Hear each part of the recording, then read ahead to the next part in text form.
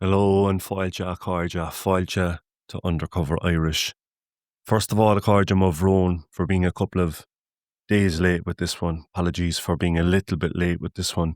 Please forgive me on that. Hopefully, the content of this episode will more than make up for the wait that you've had. So, today, a cáride, I want to look at something that's very, very close to my own heart, something I'm massively interested in, and this is one I've been really looking forward to doing. So, without further ado, cáride, reagling.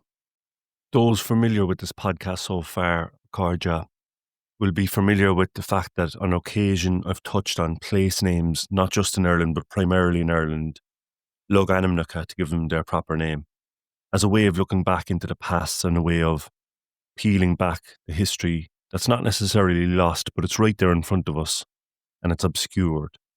And in order to do that, we need to have a little bit of an understanding of our own native language. And that's something I want to look at a little bit further today. So if you enjoyed the episode on the truth about Munster and Meath, or indeed the episode about Loch Nahach, this is one that I hope you'll enjoy as well.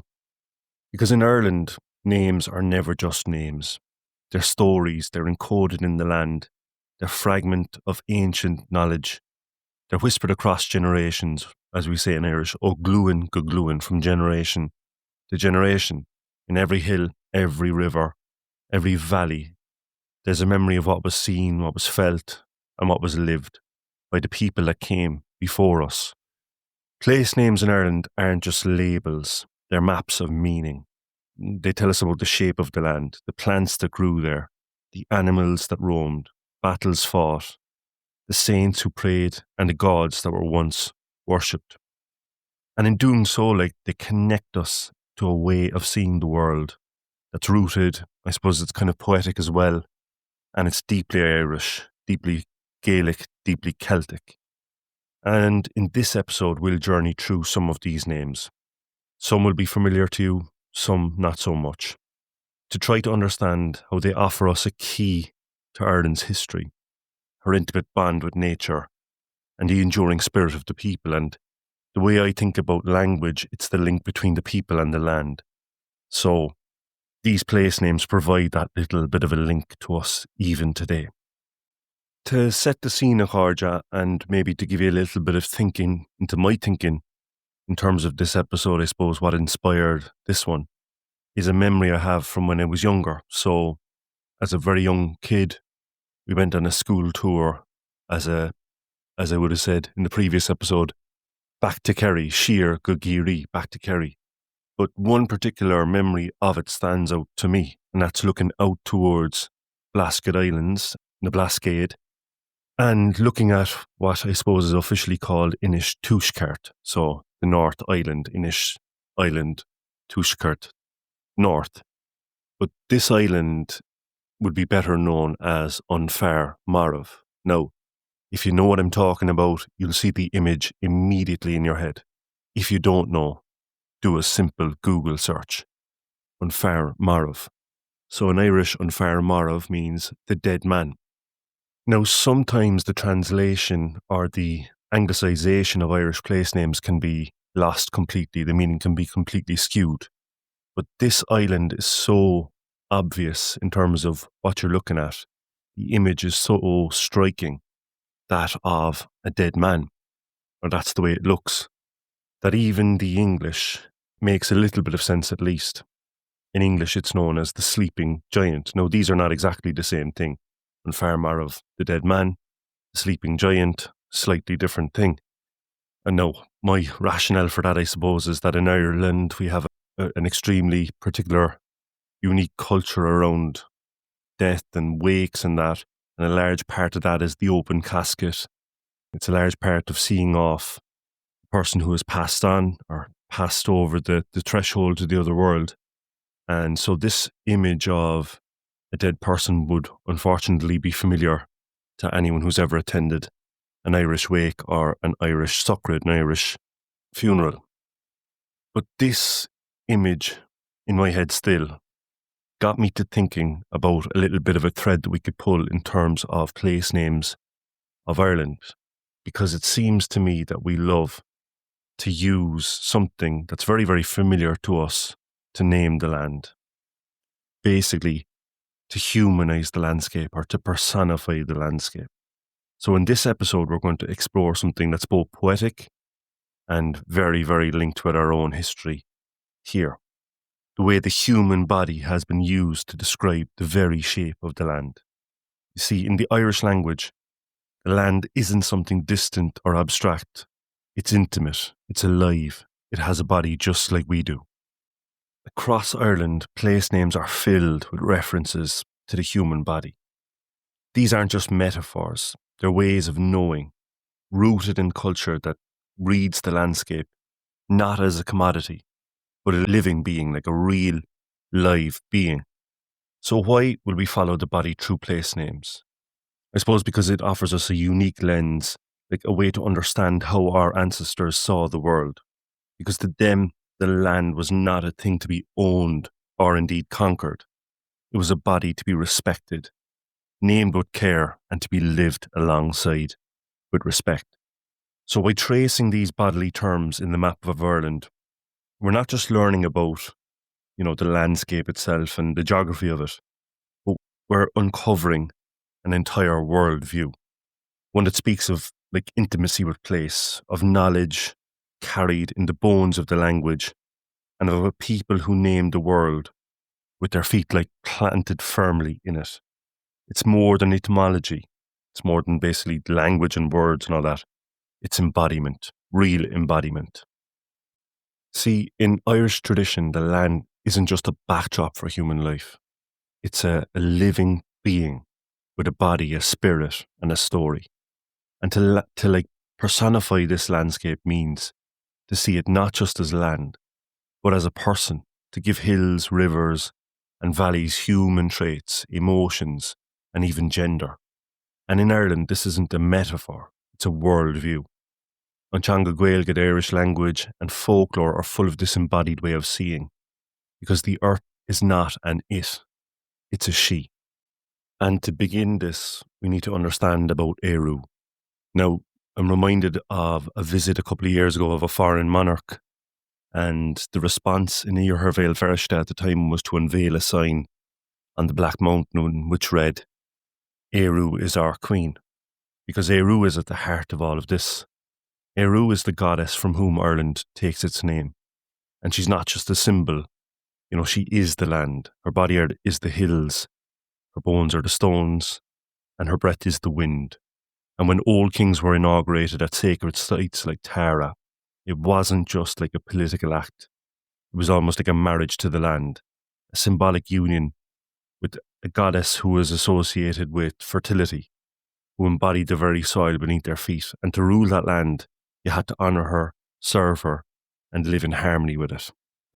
Now, over centuries, this embodied connection was disrupted. Anglicised maps, military boundaries, industrial mindsets, colonialism most of all, stripped the land of her face and her name. Place names were changed, female forms were flattened, but yet they survived.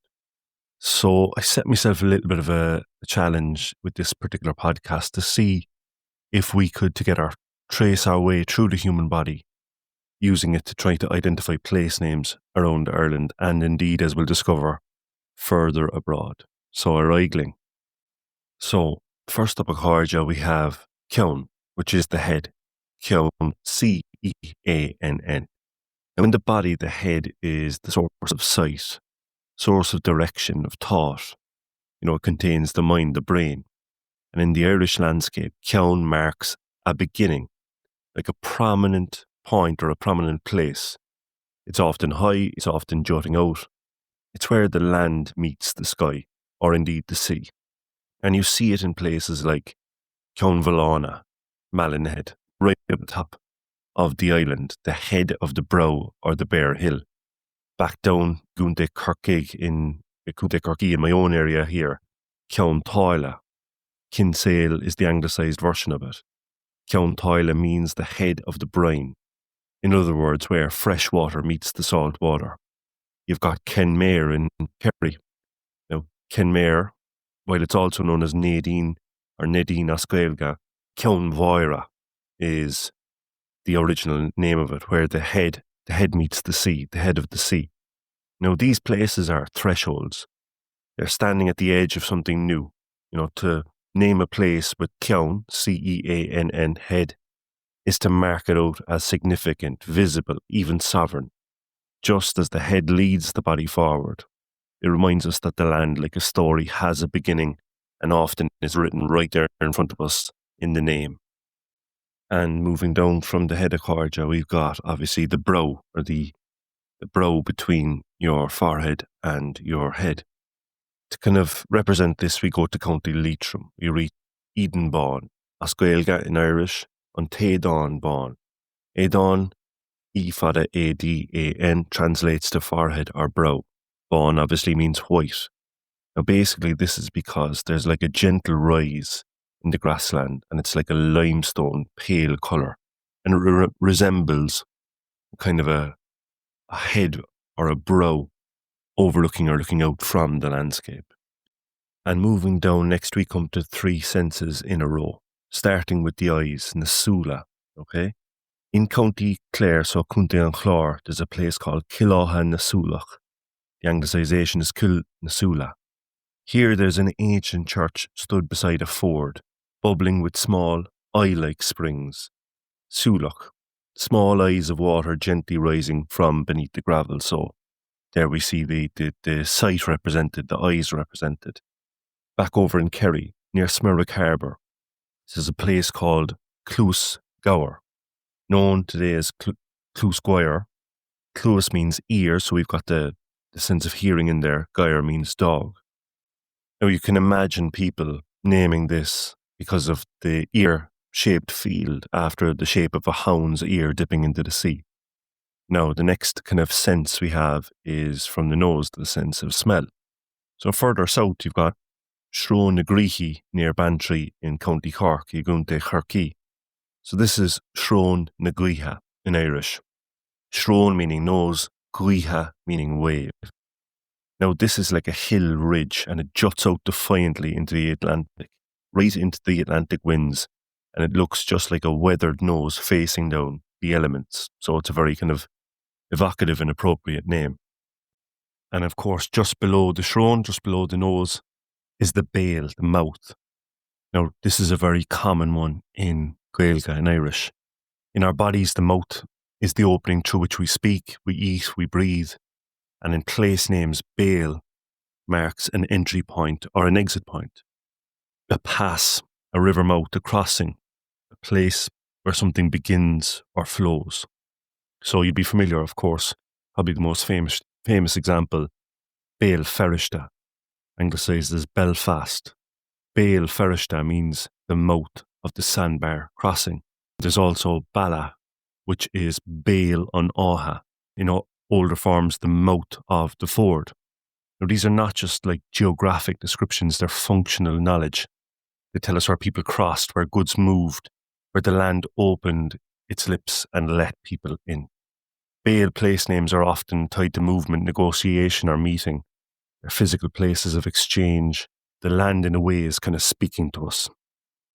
And moving down from the mouth, next up, if we go to County Cavan, we have Unmunail. Unmunail meaning the neck. And this is what it means. It's a slender, fertile strip of drumlin wedged between 2 small lakes. A place lovingly known or called Neckland, Unmunail. And across from the Munail, if we move over to our shoulder, we have Unguilin. So in Kerry's coastline, there's a place called Guilin. It's anglicised as Goulin. And it literally translates as shoulder. This townland rests upon the mountain shoulder. So you can imagine a mountain rising up, and the townland just sits there on the shoulder of the mountain. It's propping up the cliffs that overlook Dingle Bay. Now, if we come just down below into the chest area, this one goes right back to the idea of the land being feminine, being female, being a provider. So, on the border of counties Kerry and Cork, there's a place called Dá Cíoch Annan. So this is twin mountains, 2 mountains, and they are named after Anu or Anon. So this is an ancient Celtic mother goddess. And this goes back to the idea of the landscape feeding humanity, that the landscape is feminine and it feeds humanity when fertilized. So da chiach and on. So it's like the breasts are feeding humanity. And interestingly enough, the anglicization of it, paps of anu. And below the chest, we have the stomach or the bullock. So in my own native Cork, Kirkig, we have acha bullock, anglicized as aha bullock. So pretty close actually to the Irish. So acha is a field and bullock means belly or bulge. And this got its name because it's a rounded, fertile clearing on a valley floor. And it's aptly named for its kind of gentle swelling in the landscape. An interesting one as well is in Cúnta an Chlár, Crish na Loiva. So, Crish na Loiva, the cross of the hands in English hand crossroads. Now, this is a kind of a crossroads which had initially 5 inputs, if you like, into the crossroads, resembling a hand, 5 fingers on the hand, Crish na Loiva. So, again, this is a way of humans understanding the landscape in a way that makes sense to them through the thing that they're most familiar with, their own body. Now, this may be a stretch also, but this one is in English Glen na Glush. So this is in County Tyrone, Cúnta Tír Owen. And the Gaeilge for it is Glaun na Gluisha. Now, it's possibly derived from Glaun na Gluine, so the glen of the knee, referring to a bend in the valley, almost like a bent knee. So that's one I'm going to go with and claim it unless told otherwise.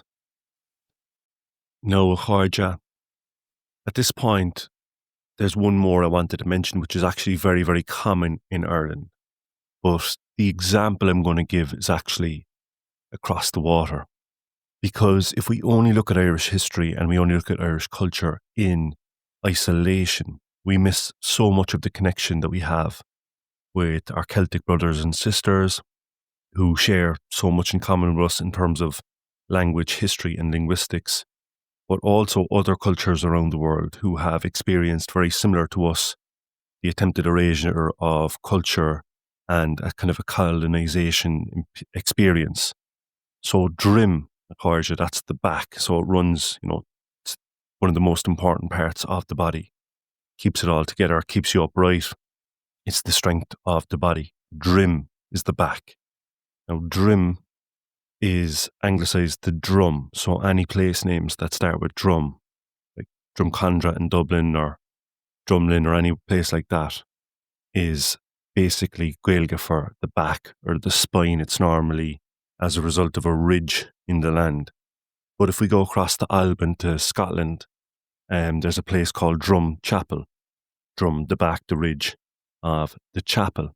So this reminds us that these place names, first of all, Irish place names can be found elsewhere, whether it's in the form of Scots Gaelic or actual Irish overseas that have been carried by Irish speakers. And the second thing it reminds us of is that we have a common experience with other Celtic languages, Celtic nations, and indeed cultures around the world. But if drum or drone was a new example I gave you, we see similarities of place names that we looked at, or elements of place names that we looked at in Irish or in Ireland. We see them in Scotland and indeed in Wales and Cymru as well. So, for example, we spoke at the very start of our tour of the body about the ceann, the head. So, in Alban, in Scotland, you have Kinloch. Kinloch, meaning ceann loch, the head of the lake. We spoke about the mouth in Irish. We spoke about Béal Ferrista, for example, Béal meaning mouth. Aber in Cymru, in Welsh, is mouth. So it's the same meaning. So Aberystwyth, for example, would be very, very similar to Béal in Irish. Aberystwyth obviously being a port town in Wales. If we go to Brittany, we see Penerbed, which is the end of the world, or literally the head of the world. And in that meaning, pen is the same as head or ceann. Now, if we go beyond Celtic cultures and to other indigenous cultures, we'll see a similar trend in terms of naming the land after female or feminine traits, or naming the land after what it looks like physically. Now, we looked at the parts of the body, we looked at from head to toe. But if we think about the rivers and the streams of the land, the Native American people in America and the United States would have seen those as kind of veins or lifeblood of the land. So Mississippi, right, the state now, but the river Mississippi comes from Native American meaning Mississippi, which is great river, but which translates as kind of veins or lifeblood of the land. So this reminds us that if we go beyond Celtic cultures, we see other Indigenous cultures that would have had the same philosophy or the same idea when it comes to naming the land and the sacredness of the land. Now, it's always nice when a story comes full circle, and in this case, when a podcast comes full circle. So I started out looking at a memory of an Fear Marv off the west coast of County Kerry. And this is evocative for Irish people because we have such a reverence of, when a person passes on or goes to the other side, crosses that threshold. And in the heart of Australia's red centre, there's a sandstone monolith, so vast, resonant. This huge, landscape, this huge geographical feature is known as Uluru. Uluru is not just a rock, it's a living being to the Aboriginal people. It's an ancestor, a relative. It's not just geological, it's anatomical. It is, every ridge, every crack, every cave, every fold is part of this ancestral body. In this worldview, the land is not separate from the people. It is the people. It is the ancestors sleeping just beneath the surface, always watching, always present. So the Western mind might look and see a landform or a natural feature, but Aboriginal Australians see their kin. They speak of Uluru as you would speak of a grandfather or a great-grandfather with reverence, love, responsibility. For generations, this story was silenced, replaced by a colonial name, Ayers Rock, and treated as a tourist destination, not a sacred being. But in recent decades, this wrong has been righted. The name Uluru has officially been reinstated, and it stands not just as a geological wonder, but a powerful reminder of something that we too often forget. The land has a body, and that body remembers. In Ireland, we trace this idea through Drome, Ceann, Bale, and more. A language that tells us that the land is alive, shaped like us, speaking to us if we know how to listen. So, Sinna Bhuile Chairde, that's it for this episode. I hope you've enjoyed this journey. It's one I've wanted to do for a number of weeks now, something that's always really interested me. And this particular podcast is obviously too short to go into every single place name. So first of all, I wanted to put a thread through it so there's something in common with all the place names. I think it's easier to remember. It's more of a story. So we use today the body. And second of all, it's too short to go through every body name that may be in the landscape of Ireland and indeed beyond. So Chairde, first of all, can I ask you if you're aware of any body names in Logan in the land, whether it be in Ireland or abroad or elsewhere? Please do share on social media along with this podcast or tag me just to get a kind of a conversation flowing. It would be a lovely experience. And on that note, thank you so much to people who've sent me feedback on recent podcasts. It's been a really, really humbling experience to get sometimes personal stories from people that maybe were brought up by a podcast that they listened to. So thank you so much for the feedback on that. Can I ask you, if you are enjoying this podcast, please leave me a review on wherever you get your podcasts. It would be much appreciated and it would help hopefully get the podcast out. If you've enjoyed this episode, please do share it with a friend, and I'd be extremely appreciative of that action, Chairde. It's been an absolute pleasure. My apologies again for being a couple of days late with this one, But I hope you've enjoyed it, and I hope it's been worth the wait. So, Carja, God of Mila Mahagat Asag Film, thank you so much for being with me on this episode of Undercover Irish. Slán Gafol, goodbye for now. Berigi Bua Macharja.